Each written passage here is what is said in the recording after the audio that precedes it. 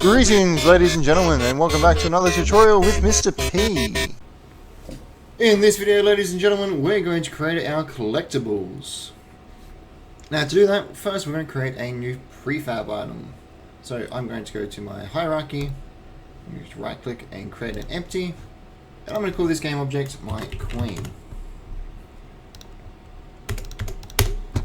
I'm going to set it to 0, 0, 0, and then I'm just going to drag it down so it's roughly somewhere above my platform. About that. I'm going to add a component. Actually, no, I'm not. I'm going to right click on my coin and go create 2D object, and I'm going to create a sprite, and I'm going to use the knob as my sprite. If I double click on it to zoom in, it's a little bit small at the moment, so I'm going to set this to 2 by 2. And I'm going to make it a rough goldish color, about there. Perfect. So I'm going to add a circle collider to this. Alright, and then once again I'm going to set this to a trigger, just like I did for my fall event. So I'm going to right click on my coin again and add another sprite. This will be a 1 on the ordering layer. It'll be a circle again, and I'm going to make it about another yellowish color, so something like that, just to make it look a little bit more like a coin. Right, so now I've got my coin. I'm going to drag it into my prefab folder to make it a prefab. I'm going to right click and create empty, and I'm going to call this my collectibles. I'm setting this position to 0, 0, 0, and I'm going to drag my coin into my collectibles folder. Now once it's in there, I'm going to duplicate it and set, say, 5 or let's set about 8 of them around my scene. So Control D and drag it out. I'm going to select both of them and duplicate it again and drag it over here, and then I'll put some up there. I might put one here, and then I'll put one up there. Alright, that's enough for my collectibles.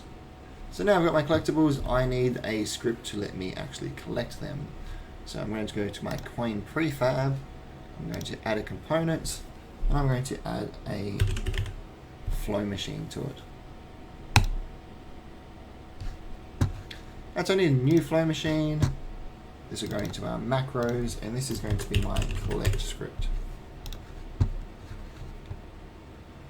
So this is going to be very similar to our fall script. We're not going to use the start or update. We're going to use the on trigger enter again.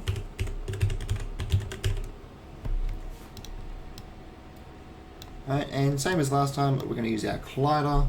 We're going to check the game object, and we're going to compare the tag to make sure that this is our player that's interacting with our coins. So we use a branch to check if it's true. Right.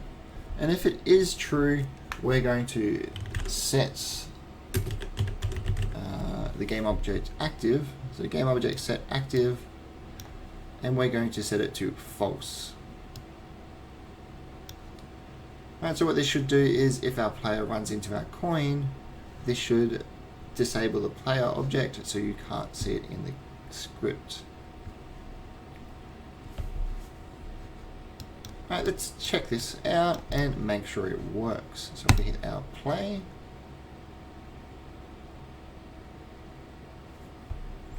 and we jump up into our coin, right, it is not currently triggering. Alright, let's fix this up then so it works.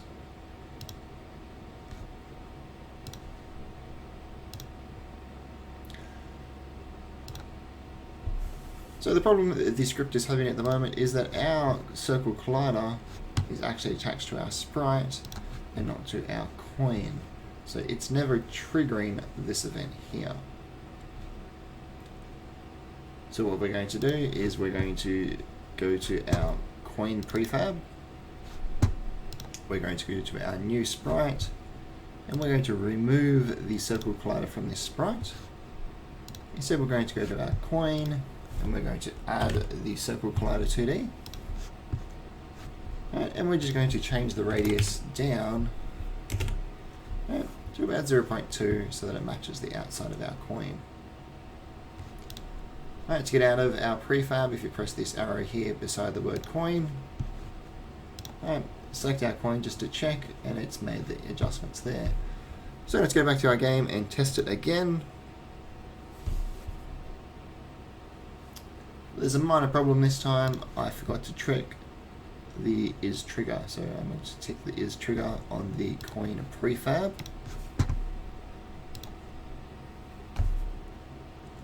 And then hit play to test it again. And there we go. This time we can actually collect the coins. Now I can't quite jump high enough to get to that, so I'm just going to quickly adjust my jump force. And there we go. I can jump up and collect all my coins. And if I fall off, it resets the scene so that my coins respawn. Alright, that's it for this video, ladies and gents. In the next video, we're going to set up our interface so that we can see how many lives we have and also how many coins we've selected.